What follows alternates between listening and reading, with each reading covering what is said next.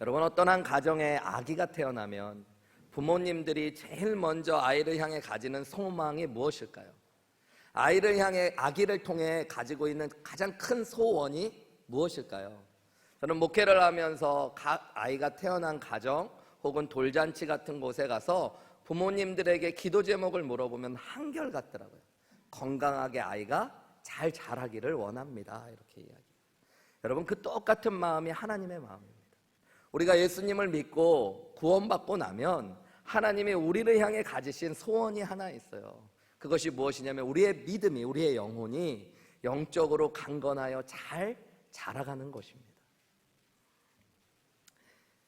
그런 의미에서 오늘 하나님은 사도 바울을 통해 에베소서 4장 13절부터 16절까지의 말씀을 통해 우리에게 또 말씀해 주세요.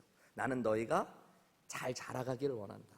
오늘 13절 말씀에도 보면 우리가 다 하나님의 아들을 믿는 것과 아는 일에 하나가 되어 온전한 사람을 이루어 그리스도의 장성한 분량이 충만한 데까지 이르러야 된다. 자라가야 된다는 얘기입니다.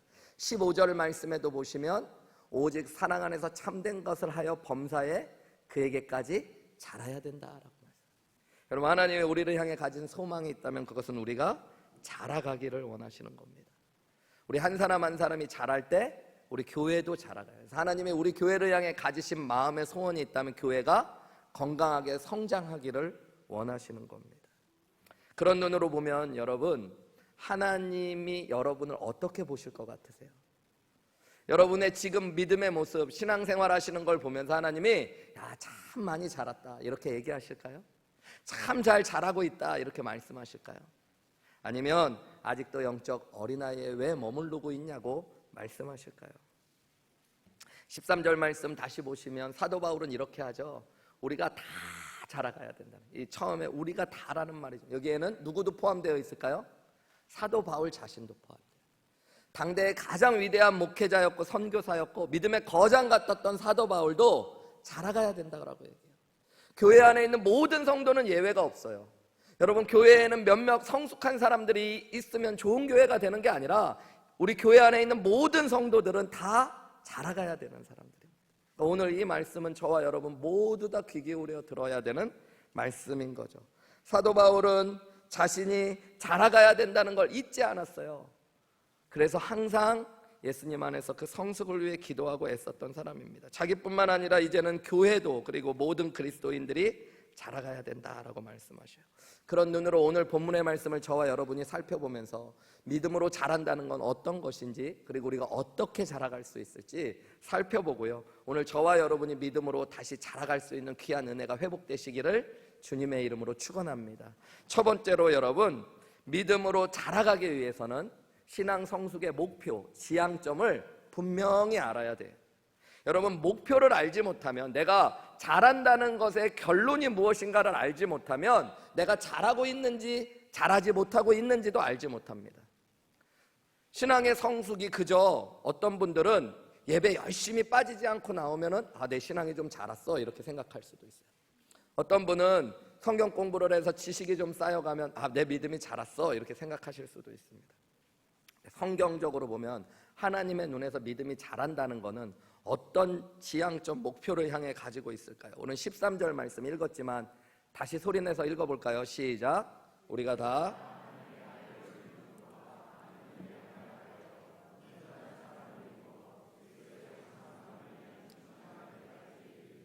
어디까지라고 번역된 이 헬라어 단어가 에이스라는 단어인데, 이 단어가 목표와 지향점을 보여줘요.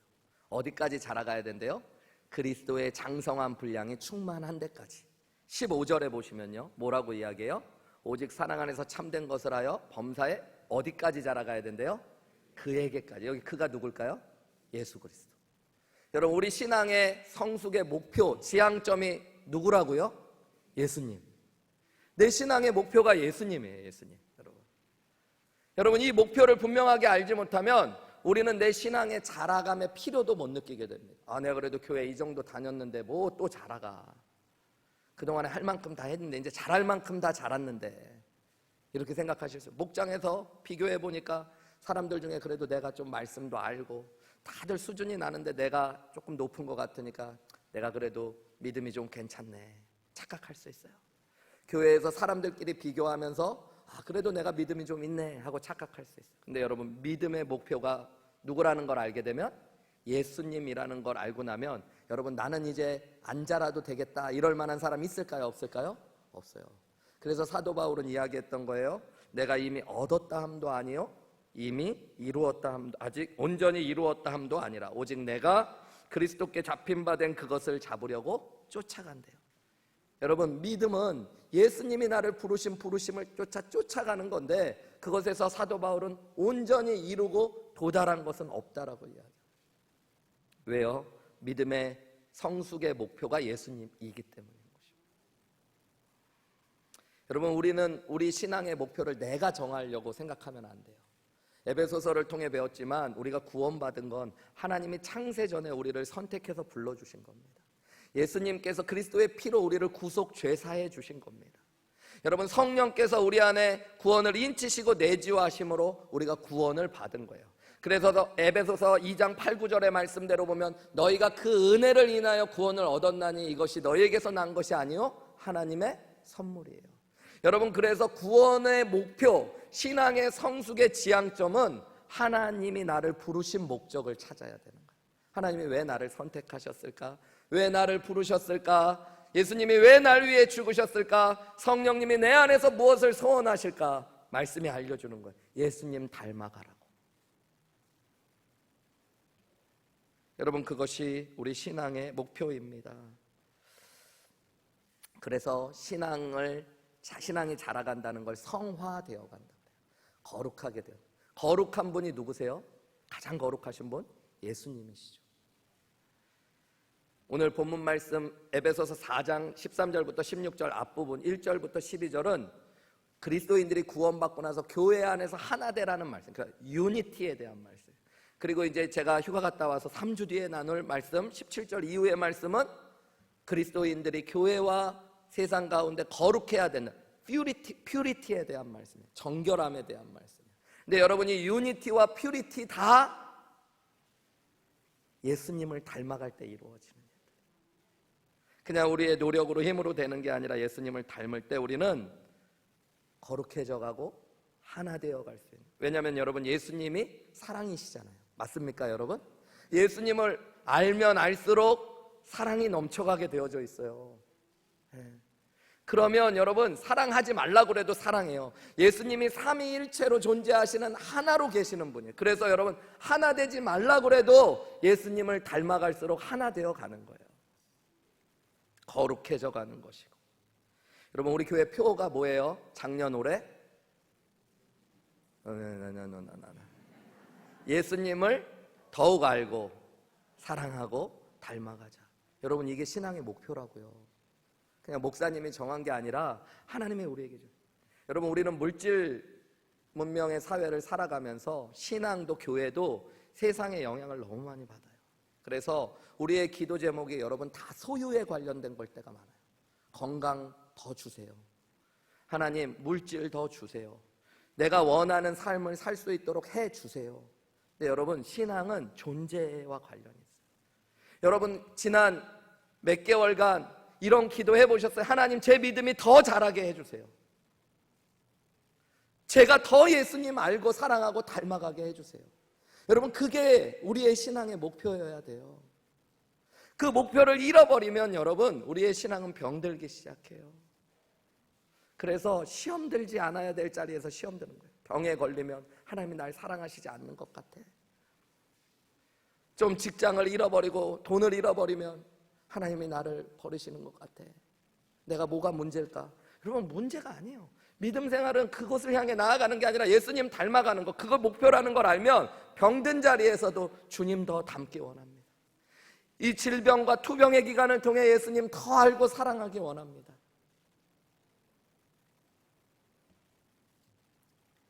여러분, 예수님 닮아가기 위해 우리에게 필요한 게 하나 있어요. 성경은 지속적으로 이야기하는 거. 우리가 성화되어 가기 위해, 예수님 닮아가기 위해 목표를 알면 우리가 해야 될 일이 보여요. 예수님 닮는 건 내가 하고 싶다고 되는 게 아니라 해야 될 일이 있는데, 여러분, 내 자아를 꺾고 내려놓는 게 예수님 닮아가는 첫 비결이에요. 여러분, 내 자아가 서 있으면 예수님을 닮을 수 없습니다. 에고, 이 자존심, 내 자아, 이걸 꺾어야 되는 거예요. 그리고 내 자아를 꺾고 내려놓을수록 여러분 예수님을 닮게 됩니다. 그래서 신앙생활은 갈라디아서 2장 20절에 사도 바울이 뭐라고 그래요? 내가 그리스도와 함께 십자가에 못 박혔나니 그런즉 이제는 내가 사는 것이 아니고 내 안에 그리스도가 사. 예수님이 사시게 하려면 내가 어떻게 해야 돼요? 내가 죽어야 되는 거예요. 그리스도와 함께 십자가에 못 박혀야 되는 거예요. 내 자아를 죽이는 거예요. 이제 예수님 믿고 사는 것은 육체 가운데 살지만 나를 사랑하사 나를 위하여 자기 몸을 버리신 하나님의 아들을 믿는 믿음으로만 살아가는 거예요. 고린도서에 보면요, 여러분, 고린도전서 1장에 사도 바울이 고린도 교회를 보면서 너희를 보면 참 하나님께 감사할 게 많다 그러면서 고린도 교회의 풍부한 것들을 칭찬하면서 기도해요. 뭐가 풍부했다고 그러냐면 언변, 지식, 은사, 하나님을 기다리는 마음, 이게 풍부했대요. 여러분, 그러니까 여기서 언변은 말 잘한다는 건데 말 잘한다는 걸 뭘 그렇게 칭찬하고 하나님께 감사하겠어요? 그냥 말이 아니라 하나님의 말씀을 잘 전하고 전도를 잘한다는 얘기예요.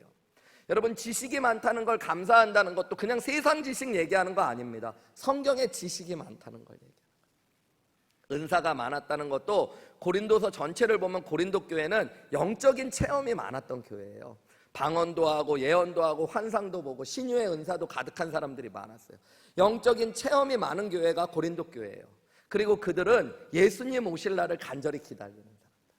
여러분, 오늘날로 보면 성경 말씀도 잘 가르치고 전도도 잘하고 성경에 대한 지식도 많고 영적인 체험도 많고 예수님 오실 날을 기다리며 사는 사람 보면 믿음이 좋다고 생각해요? 나쁘다고 생각해요?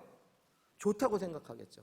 그런데 고린도전서 3장의 사도 바울은 이 고린도 교회를 뭐라고 이야기하냐면요, 고린도전서 3장 1절 말씀 같이 읽어볼까요? 시작.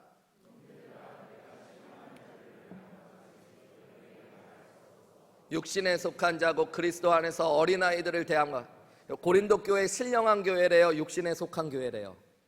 육신에 속한. 어린아이들이래요? 어른들이래요? 어린애들. 2절 말씀도 읽어볼까요? 시작. 내가 너희를 젖으로 먹이고 밥으로 아니하였노니 이는 너희가 감당하지 못하였거니와 지금도. 너희는 옛날에도 애들이었는데 지금도 애들이야. 이렇게 얘기해요. 여러분, 이상하죠? 성경 지식도 많고 성경 말씀도 잘 가르치고 전도도 잘하고 영적인 체험도 많은 사람들인데 예수님 오실 날을 간절히 기다리는 사람들인데 너희는 육적이야, 어린애들이야, 이렇게 얘기해요. 우리가 볼 때 세상적으로 그런 사람을 만나면 참 믿음이 성숙한 사람 같아 보일 텐데, 여러분, 우리의 눈이 맞을까요? 성경의 눈이 맞을까요? 성경의. 왜 그럴까요? 왜 고린도 교회를 향해 성경 지식도 많고 예수님도 잘 전하고 성경도 잘 가르치고 영적 체험도 많은 이 고린도 교회를 왜 그렇게 평가할까요? 고린도전서 3장 3절에 그 답이 나와 있어요. 같이 읽어볼까요? 시작. 너희는 아직도 육신에 속한 자로다. 너희 가운데 시기와 분쟁이 있으니 어찌 육신에 속하여 사람을 따라 행함이 아니요. 뭐가 있대요? 시기와 분쟁. 시기와 분쟁이 있다는 건 뭐예요? 육신에 속하여 자기 자아를 따라, 이 사람은 자기를 얘기하는 거예요. 자아를 따라 행하는 것이 아니냐. 그게 어린애라는 거예요. 내가 죽지 않으면 어린애. 여러분, 어린애의 특징은 자기중심적인 거예요. 성경에 보면 어린아이에 대한 비유가 나오는데 긍정적인 비유는 의존적이고 또 순수하고 이런 걸 할 때는 긍정적으로 나오지만 부정적인 거는 여러분, 어린아이는 이기적입니다. 여러분, 아기들일수록 이기적이에요. 아기가 태어나고 나면 나 지금 배고픈데 엄마가 좀 졸릴 것 같으니까 그냥 눈 감고 자야겠다 이래요? 깨가지고 밥 달라고 울고 깨우고, 그죠? 뭐가 해결될 때까지? 내 욕구가 해결될 때까지. 어떤 집에 5살짜리 애가 아빠가 엄마 선물 사줄게, 너 엄마 선물 사주기 원하는 거 있으면 돈 다 줄 테니까 엄마 선물 사라, 그렇게 얘기했더니 5살짜리 애가 엄마 장난감 사왔대. 자기가 갖고 싶은 로봇 사오는 거예요. 왜 그럴까요? 자기중심적이라서. 근데 커가면 자아를 내려놓을 수 있는 거예요. 이게 성숙하는 거예요. 여러분, 그래서 내가 자라가기 위해서는 예수님 닮아가야 된다는 걸 알면 내가 해야 될 일을 알게 돼요. 그게 뭐냐면 내 자아를 꺾고 내려놓는 거예요. 근데 내 자아를 꺾고 내려놓는 건 훈련이 필요해요, 여러분. 그래서 신앙생활의 제일 중요한 훈련이 뭐냐면 내 자아를 꺾고 내려놓는 훈련입니다. 내 자아를 꺾고 내려놓는 훈련의 핵심이 뭐냐면 여러분, 순종하는 거예요.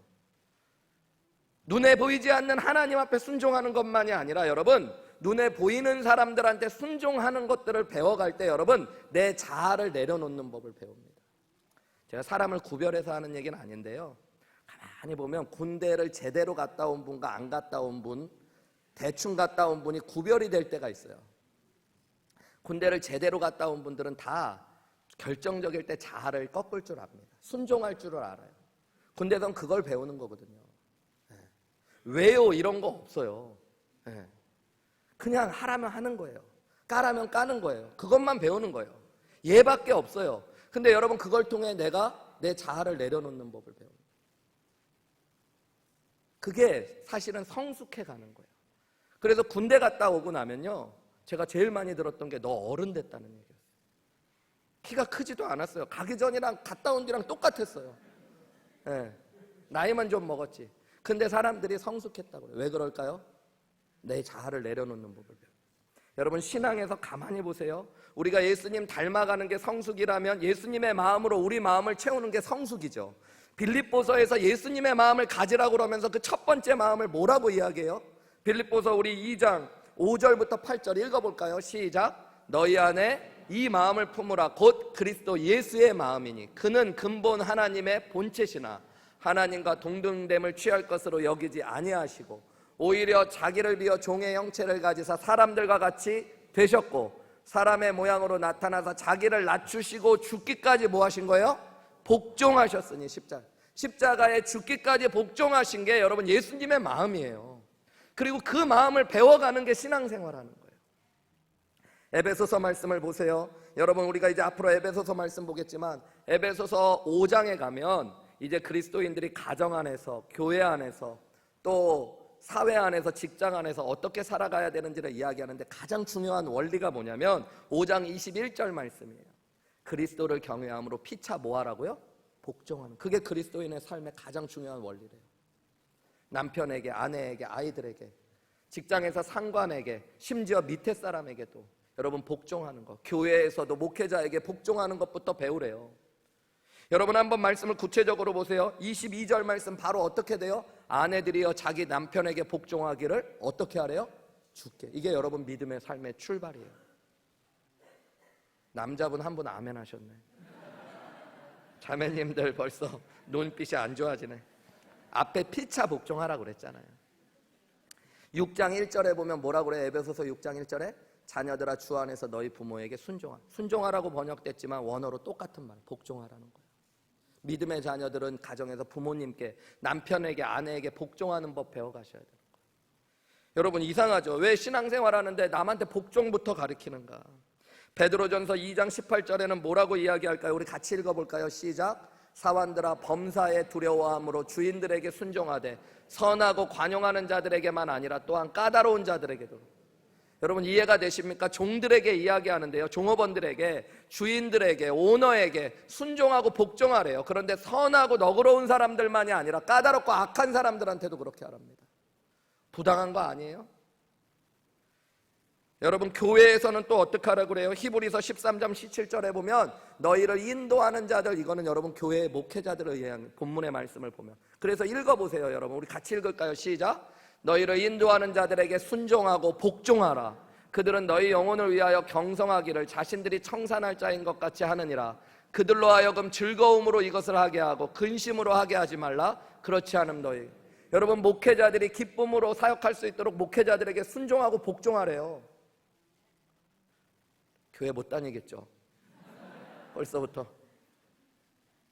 여러분, 심지어 로마서 13장 1절 말씀에 보면 믿음의 사람들에게 이렇게 권면해요. 각 사람은 위에 있는 권세들에게 여기 권세는 사회의 지도자들 얘기합니다. 권세는 하나님으로부터 나지 않음이 없으니 모든 권세는 다 사회에서도 복종해, 집에서도 복종해, 교회에서도 복종해. 신앙생활 할 맛 안 나죠. 근데 여러분, 왜 하나님이 이런 말씀하실까요? 이거는 그냥 사회를 유지하기 위해 우리에게 하시는 말씀이 아니에요. 여러분, 자아를 죽일 때만 우리는 예수님 닮고 성장할 수 있는데 그 성장하기 위한 본질이 복종에 있다는 거라는 거죠.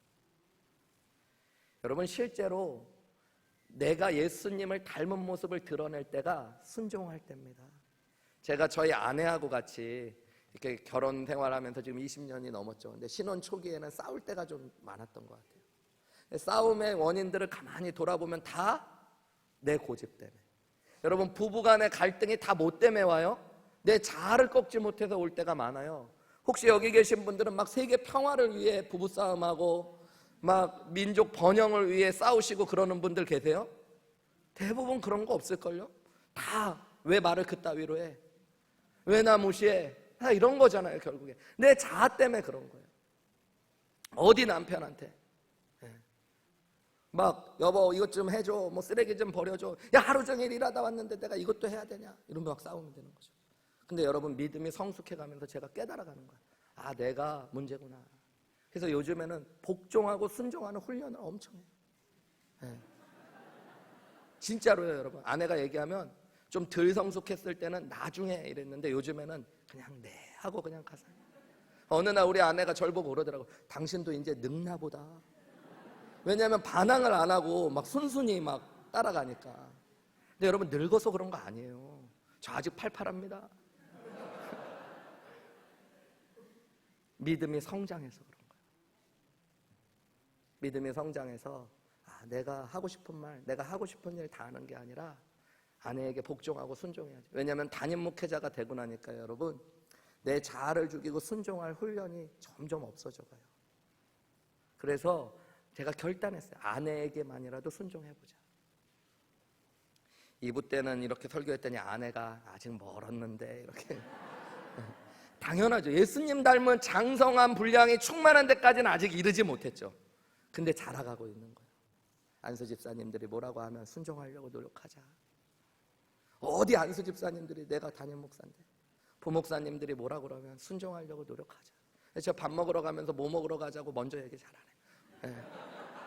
뭐 먹으러 갈래? 이렇게 물어보고. 네. 목사님들이 뭐가 좋을까요? 얘기하면 그래, 순종하려고 노력하고. 네. 여러분, 그게 내 자아를 죽이는, 그때 우리는 성숙하고 성장해요. 사람들은 그 모습을 보면서 야, 우리 목사님, 우리 남편, 우리 아내 성숙하고 있구나, 성장하고 있구나 보는 거예요. 여러분, 우리의 신앙의 성숙의 목표, 지향점이 어디라고요? 예수님. 여러분, 그것을 마음에 꼭 새기시기를 주님의 이름으로 축원합니다. 여러분, 내가 그래서 자라가기를 소원하셔야 돼요. 예수님 더 닮아가기로 여러분 하나님 앞에 기도하셔야 돼요. 예수님 더 알수록 예수님을 더 사랑하게 되고, 더 사랑하게 될수록 더 닮아가게 되어질 줄 믿습니다. 그때마다 나를 꺾는 거예요. 나를 내려놓는 거예요. 나를 죽이는 거예요. 그렇지만 그 모습을 통해 내 믿음이 자라가고 예수님 우리를 하나님의 영광 가운데로 인도하실 줄 믿습니다. 여러분, 두 번째로 믿음이 성숙하기 위해서는, 자라가기 위해서는 변화의 언어, 성숙한 사람의 언어로 우리의 입술이 변화되어야 돼요. 오늘 15절 말씀을 보세요. 15절 말씀은 이렇게 이야기하죠. 변화의 구체적인 근본적인 어떤 해답을 알려주는데, 그게 뭐냐면 오직 사랑 안에서 참된 것을 하여 범사의 예수님에게까지 자라가래요. 그러니까 범사의 예수님한테까지 자라가기 위해서 사랑 안에서 참된 것을 하라라고 이야기합니다. 우리 한글 개역개정 성경은 사랑 안에서 참된 것을 하라라고 번역했지만, 대부분의 영어 성경들을 보면 이 구절을요 Speaking the truth in love라고 번역했어요. 그러니까 말하라는 거예요. 행하라는 게 아니라 말하라는 거. 사랑 안에서 진리를 말하라고 이야기하고 있습니다. 그래서 우리말 성경이라든가 표준세 번역 성경같이 지금 현대의 원어를 가지고 성경을 번역한 성경들은 다 우리 한글 성경도 이렇게 번역했어요. 우리말 성경은 사랑 가운데 진리를 말하며 자라가라고 이야기하고요. 새번역 성경은 우리는 사랑으로 진리를 말하고 살면서 모든 면에서 자라야 된다라고 이야기해요. 왜 그러냐면요, 여러분, 이 지금 참된 것을 한다라고 번역된 헬라어 단어가 한 단어예요. 헬라어로는 이 단어가 알레디온테스라는 단어인데, 이 단어는 보통 성경에서 진리를 말한다라고 번역되어지는 알레디오라는 단어의 현재 분사형입니다. 어렵죠. 그러니까 한마디로 성경 대부분에서 이 단어는 참된 것을 말한다고 번역된 말이기 때문에, 여러분, 말과 행동은 사실은 근데 분리되어 있지 않습니다. 그죠? 여러분, 내가 말하는 게 내 삶에 되게 중요한 행위고요. 사람들은 여러분이 어떤 사람인지 어떻게 행하고 살아가는지를 볼 때 주로 여러분의 말을 먼저 봅니다. 여러분, 말과 내가 다르다고 생각하는 사람들이 있는데 결코 그렇지 않아요. 어떤 분들은 그래요. 목사님, 제가 말만 이렇게 세게 하지 성격은 엄청 부드러운 사람. 아니야. 알고 보면 성격도 세. 대부분. 네. 목사님, 제가 말만 까칠하게 하지 성격은 되게 아니에요. 성격도 까칠해요. 말이 까칠한 사람. 그냥 자기가 그렇게 되고 싶은 걸 얘기하는 것뿐이에요. 네. 여러분, 말이 내가 되고 또 내가 말이 돼요. 근데 믿음이 성숙한 사람은 결국에 말과 행동이 어떻게 돼야 된다는 거예요? 사랑 안에서 진리를 말하고 사랑 안에서 진리를 행할 수 있어야 된다고 이야기해요. 여러분, 이 사랑과 진리라는 거는 믿음 안에서 보면 결코 분리될 수 없는 거예요.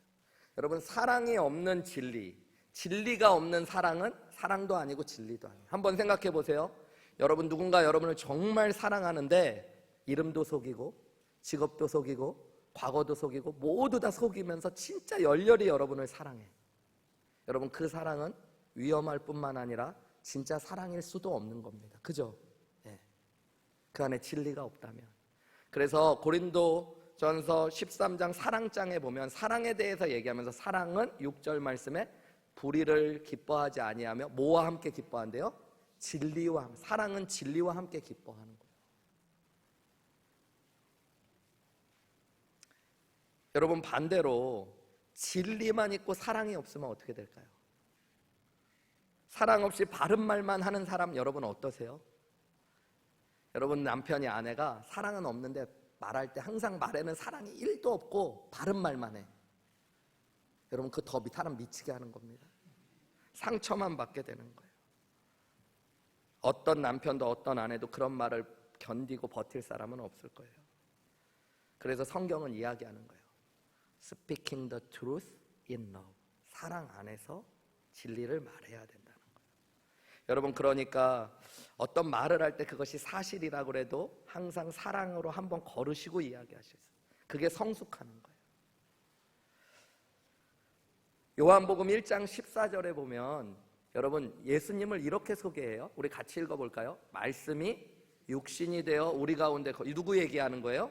예수님, 하나님의 말씀이신 하나님이, 예수님이 육신이 되어 우리 가운데 거하셨대요. 근데 그분은 우리가 그의 영광을 보았는데 아버지의 독생자의 영광이요. 그 다음에 뭐와 뭐가 충만해요? 은혜와 지. 여기 은혜가 히브리어로 하나님의 사랑을 뜻하는 헤세드를 헬라어로 번역합니다. 그래서 여러분, 예수님은 사랑과 진리가 충만하신 분이에요. 은혜와 진리가 충만해요. 예수님을 닮아갈수록 우리도 여러분 사랑과 진리가 충만하게 되어져 있어요. 그게 예수님을 닮아가는 거예요.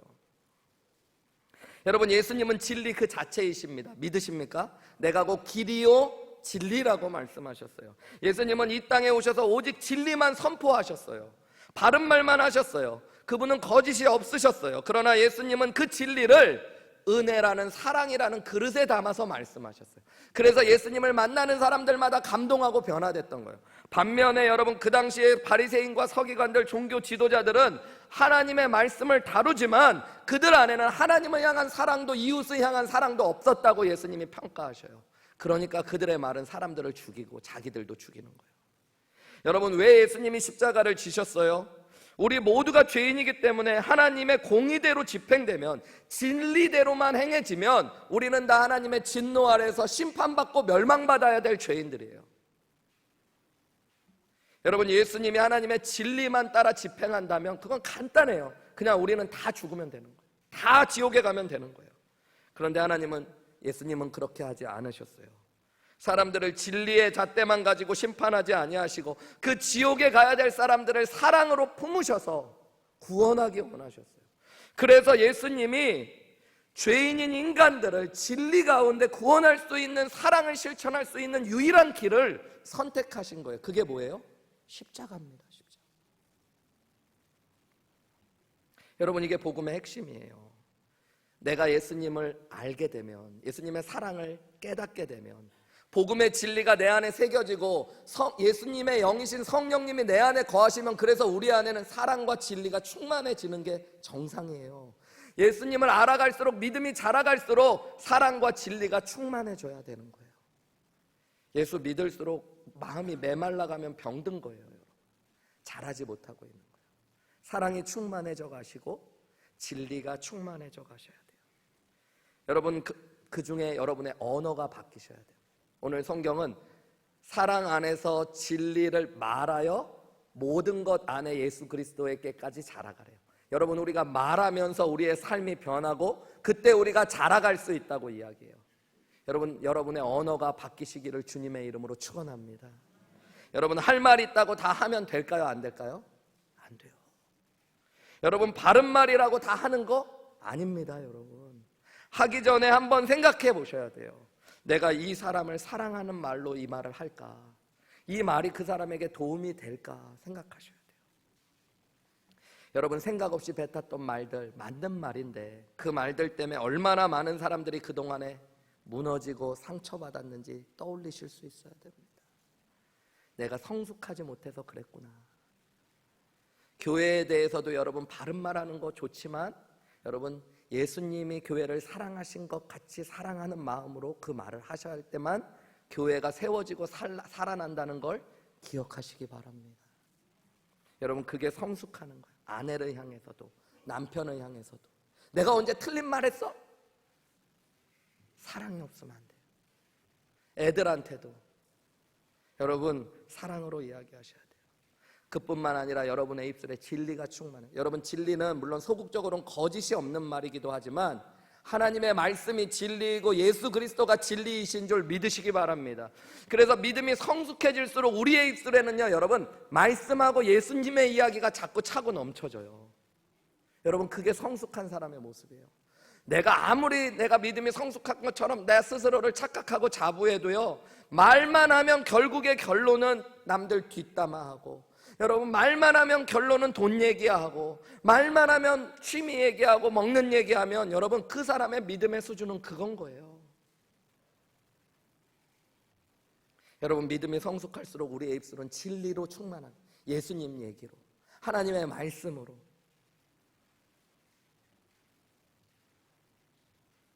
저는 이렇게 목회하면서 가끔 우리 목사님들 중에도 몇 분 그러고 우리 성도님들 가운데 그런 분들 이렇게 이야기 들으면 참 부럽더라고요. 저희 어머니가 참 가난하고 배운 것도 없으셨는데 어려서부터 하나님의 말씀과 예수님에 대한 얘기를 끊임없이 해주셨습니다. 여러분 그게 지혜로운 거예요. 그게 믿음이 성숙한 사람의 모습이에요. 여러분의 자녀가 여러분을 어떻게 평가할까요? 우리 엄마 아빠는 결국 나에게 제일 많이 한 얘기가 뭘까? 이렇게 물어보면 뭐라고 할 것 같아요? 공부 돈 여러분의 아내가 여러분의 남편이 여러분에게 우리 남편이 우리 아내가 나에게 제일 많이 한 얘기 하면 뭐라고 그럴 것 같아요? 잔소리 바가지 그런 거 말고 여러분 예수님 하나님의 말씀 여러분의 목장원들이 목자 목녀님들 여기 계신데 우리 목녀님은 틈만 나면 결국에 예수님 얘기하세요. 여러분 이렇게 평가받아야지 성숙한 믿음에서 결국엔 다 자기 자랑해요. 결국에는 다 결국 취미 얘기 골프 몇 개 쳤는지 여러분 그런 거 별로 남들한테 관심이 없어요. 나만 관심 있지. 내가 이번에 그냥 싱글을 쳐가지고 이걸 누구한테 얘기해 줄까? 막 그거 얘기하고 싶어서 막 몸이 안 달라가지고 묻지도 않았는데 요즘 골프 쳐. 괜히 자기가 얘기하고 싶어갖고 나 이번에 홀인원 했잖아. 여기 하고 싶어가지고 결론은 그 얘기하고 싶어. 여러분 먹는 얘기, 애들 자랑. 여러분 그 믿음이 미성숙할 때, 믿음이 성숙할수록 여러분 우리의 입술이 바뀌어야 돼요. 예수님으로 하나님의 말씀으로 충만케 되시는 여러분 되시기를 주님의 이름으로 축원합니다. 우리 하늘의 교회가 그런 교회였으면 좋겠어요. 우리 교회가 여러분 맞아 우리 목장 바뀌어야 돼 이러지 마시고 내가 하나님이 우리가 잘하라고 하시는 거지 목사님이 바뀌어야 돼 이러지 마시고 여러분 우리가 성숙하고 성장하기 위해, 믿음의 성장을 위해 뭐 하래요? 오직 사랑 안에서 진리를 말하라고 해요. 그리고 행하라고 해요. 여러분 안에 진리와 사랑이 충만하게 되어져서 예수님 닮는 입술로, 그래서 여러분을 보는 사람들마다 우리 남편, 우리 아내, 우리 아빠, 우리 엄마 믿음이 정말 성숙하셨다, 예수님 닮으셨다라는 고백들을 들으시는 은혜가 있으시기를 주님의 이름으로 축원합니다. 마지막 세 번째로, 여러분 우리가 믿음이 성장하고 자라기 위해서는 변화의 근원을 붙잡아야 돼요. 여러분 우리 15절 하반절부터 해서 16절까지 말씀을 읽어볼게요. 15절 그는 머리니 부터 읽으시면 돼요. 시작. 그는 머리니 곧 그리스도라. 그에게서 온몸이 각 마디를 통하여 도움을 받음으로 연결되고 결합되어 각 지체의 분량대로 역사하여 그 몸을 자라게 하며 사랑 안에서 스스로 세우느니라. 여러분 말이 어려운 것 같지만 15절 하반부에 보세요. 그는 머리니, 15절 하반부, 요한복음으로 가면 안 되고 에베소서 4장 15절. 그는 머리니 곧 그리스도래. 그러니까 머리가 누구래요? 예수님이 머리래요. 그래서 16절로 가면 이 예수님으로부터 어떻게 된대요? 16절에 보면 연결되어 가지고 결합되고, 그러니까 내가 예수님과 연결되고 서로 예수님으로 우리가 연결되어 가지고요, 서로 예수님께 도움을 받고 서로 도와주면서 우리의 몸을 자라가게 된대. 여기는 내 믿음도 자라가고 교회도 자라간다라는 이야기가 있어요. 그러니까 여러분 결국 사랑 안에서 스스로 세울 수 있도록 도와주시는 분이 누구라는 거예요? 예수님이라는 거예요. 그러니까 여러분 신앙 성숙의 목표도 예수님이지만 신앙 성숙의 출발이 되고 근원이 되는 분도 예수님이에요. 여기 15절 후반부에 머리는 곧 예수라는 말이 있죠. 그리스도라는 말. 여기 머리라는 말이요, 여러분 헬라어 단어로 케팔레라는 단어인데요, 이 케팔레라는 단어가 영어 헤드라는 단어와 똑같은 단어입니다. 여러분 근데 영어 헤드라는 단어에 보면 여러 뜻이 있는데 인간의 그냥 머리라는 뜻도 있고요, 우두머리, 지도자라는 뜻도 있지만 원천, 근원이라는 뜻이 있어요. 그래서 여러분 리버 헤드 하면 뭐예요? 강의 발원지를 얘기해요. 무슨 얘기인지, 그러니까 발원지, 근원이라는 뜻을 갖고 있어요. 올진 이런 뜻을 가지고 있는 거예요. 케팔레도 똑같아요. 여기서 사도 바울이 얘기할 때는 우리 인간의 그냥 육신적인 머리가 아니라 예수님이 우리 성장과 성숙의 근원이고 원천이시라는 얘기예요. 여러분 그러니까 우리가 믿음이 자라가려면 어떻게 해야 될까요? 내가 노력하고 결단하고 애쓰고 수고하면 될까요? 여러분 성장은 애쓰고 노력하고 결단한다고 되는 게 아니에요. 그러면 저는 결단 안 하고 노력 안 해서 안 자랐겠어요? 이렇게? 여기 우리 지금 3부 예배 드리는 분 중에 누가, 우리 안정진 집사님 키가 크시잖아.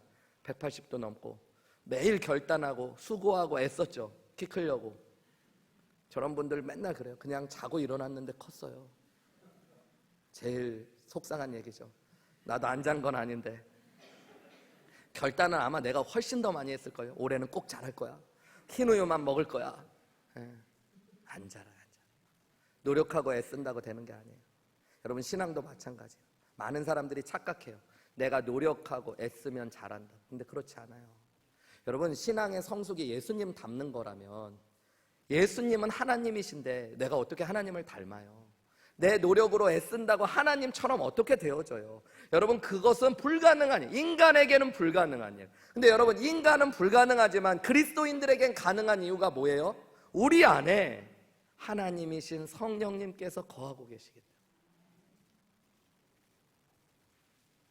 요한복음 15장 5절에 예수님 이렇게 말씀하셨죠. 우리 같이 읽을까요? 시작. 나는 포도나무요 너희는 가지라. 사람이 열매를 많이 맺나니 나를 떠나서는 너희가 아무것도 할 수 없다. 여러분 예수님 말씀하셨어요. 예수님이 뭐라고요? 포도나무. 우리는 가지. 그래서 여러분 뭐 하면 된대요? 예수님 안에 거하고 붙어 있으면 되는 거예요. 모든 것이 가능해요. 그런데 그 예수님에게서 떨어져 있으면, 예수님 안에 거하지 않으면 아무것도 할 수 없는 거예요. 여러분 우리의 믿음이 왜 안 자랄까요? 예수님하고 붙어 있지 않으니까. 예수님과 친밀한 교제를 나누고 있지 않으니까. 내가 예수님과 붙어 있지 않으니까 자라지 않는 거예요, 여러분. 여러분 우리 신앙 성숙의 근원이 누구라고요? 예수 그리스도예요.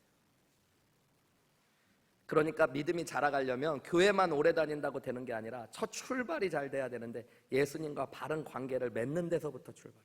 예수님을 나의 구원자여 주님으로 영접하고 믿는 데서. 그리고 나서는 여러분 내 안에 계신 예수님의 영이신 성령님과 친밀한 교제를 나누고 더 오래 교제하며 함께하는 시간이 많을수록 우리는 자라갈 확률이 많아요. 여러분 예수님과 얼마나 깊이 만나고 계세요? 예수님과 얼마나 많은 교제를 나누셨어요? 지난 한 주간. 여러분 세상 일 하면서 보내는 시간, 세상 친구들 만나서 보내는 시간과 비교해서 예수님과 얼마나 많은 시간을 보내셨어요? 친구들과 먹고 마시고 이야기할 땐 시간 가는 줄 모르죠. 그걸 내가 즐거워하고 많이 했다라는 증거. 사람은 뭐를 즐거워하고 많이 할수록 그것이 편해지고 좋아집니다. 여러분 쇼핑을 자주 하는 사람은 쇼핑을 해도 시간 가는 줄 모르고 행복해. 안 하던 사람은 가서 하면 그게 괴롭고 힘든데요. 여러분 그러니까 내가 예수님과 얼마나 친밀한가 보려면 기도하는 걸 보세요. 5분 기도하라고 그래도 몸을 비틀고 시간이 50분 간 것 같은데 왜 5분밖에 안 갔냐? 말씀을 듣는데도 여러분 한우리교회 오기 전에 다녔던 교회는 목사님이 30분 넘게 설교를 안 했는데 이 교회는 그냥 45분, 50분씩 설교를 하시고 죽을 것 같죠? 내가 예수님과 친밀한 교제를 나누고 예수님과 함께하는 시간이 많을수록 여러분 신앙이 자라갈 수 있다는 거 믿으시기 바랍니다. 여러분 예수님 우리를 잘하기를 원하세요. 근데 잘하려면 예수님과 함께 하셔야 돼요. 여러분 우리 자신을 이렇게 들여다보면 오늘 말씀이 좋은 것 같지만 부담스럽죠. 어떻게 예수님을 닮을까? 사랑도 그냥 하면 좋은데 예수님처럼 사랑하려면 너무너무 어려워. 섬기고 희생하는 것도 예수님처럼 하려고 그러면 그게 너무너무 어려워 보여요. 목숨 바쳐 생명을 주신 예수님의 사랑을 생각하면 도저히 따라가기 힘들 때가 있어요. 여러분 신앙생활하면서 내 자신의 모습을 보면 어떨 때는 내가 이것밖에 못하나 이렇게밖에 되지 못하나 하면서 여러분 자책감이 될 때가 저는 많이 있습니다. 그런데 오늘 말씀에는 그저 예수님처럼 자라가라 그러면서 우리에게 여러분 절망을 주는 말씀이 아닌 게 희망의 말씀이라는 걸 예수님이 알려주시. 14절 말씀에 보면 중요한 말씀 하나가 나요. 14절에 보면 이는 우리가 뭐라고 이야기해요? 이제부터 어린아이가 되지 않고 자라가래. 이제부터라는 말이 강조되어 있어요. 근데 이제부터라는 말이 여러분 원어로 보면 뭐냐면 과거를 단절하고 지금과 앞으로 나아가라는 얘기예요. 그래서 영어로 보면 from now on 아니면 no longer 이렇게 번역했어요. 여러분 과거에는 미숙한 어린아이처럼 자아가 살아서 서로 다투고 살아왔다고 할지라도 과거에는 멋모르고 세상을 따라가며 방탕하게 죄지으며 살아갔다고 할지라도 이제부터는 너희들이 어린아이가 되지 말고 그리스도를 닮아 자라가라는 말씀이 오늘 하나님의 말씀인 거예요. 여러분 우리들은 과거를 돌아보면 지금까지 살아왔던 모습들 그리고 삶의 자취를 보면서 후회할 때가 많이 있습니다. 좀 더 좋은 성숙한 믿음의 아버지였어야 되는데 믿음으로 성숙한 남편의 모습으로 서 있었어야 되는데 믿음으로 성숙한 아내였어야 되는데 엄마였어야 되는데 아빠였어야 되는데 좀 더 믿음의 성숙한 모습으로 교회를 섬겼어야 되는데 좀 더 믿음의 성숙한 모습으로 목회자로 서 있었어야 되는데 여러분 그러나 우리가 과거로 돌아갈 수 없다는 거 잘 아시잖아요. 그래서 하나님은 말씀하시는 거예요. 뭐라고요? 이제부터라도 from now on 여러분 이제부터라도 믿음의 성숙한 남편이 되도록 나와 함께 가자. 이제부터라도 믿음의 성숙한 아내가 되도록 나와 함께 가자. 이제부터라도 믿음의 성숙한 하나님의 백성이 되도록 나와 함께 가자라고 예수님 말씀하십니다. 여러분 그러므로 우리는 과거에 얽매여서 현재 우리의 삶까지도 함께 망쳐버릴 것이 아니라 이제는 다시 마음을 새롭게 정돈하고 하나님께서 기뻐하실 올바른 믿음의 성숙을 향하여 새로운 발걸음을 내딛는 귀한 은혜가 오늘 이 예배 가운데 일어나시기를 주님의 이름으로 축원합니다. 예수님과 함께 하세요 여러분. 그러면서 여러분의 입술을 예수님의 말로 사랑과 진리로 가득 채워가십시오. 그리고 여러분, 내 자아를 꺾고 예수님 닮는 데까지 나아가기로 결단하십시오. 내 능력이 아니라 예수 그리스도의 능력을 붙잡고 나아갈 때 하나님이 여러분을 구원하신 목적을 따라 여러분의 인생을 가장 빛나고 존귀한 인생들로 세워주실 줄 믿습니다.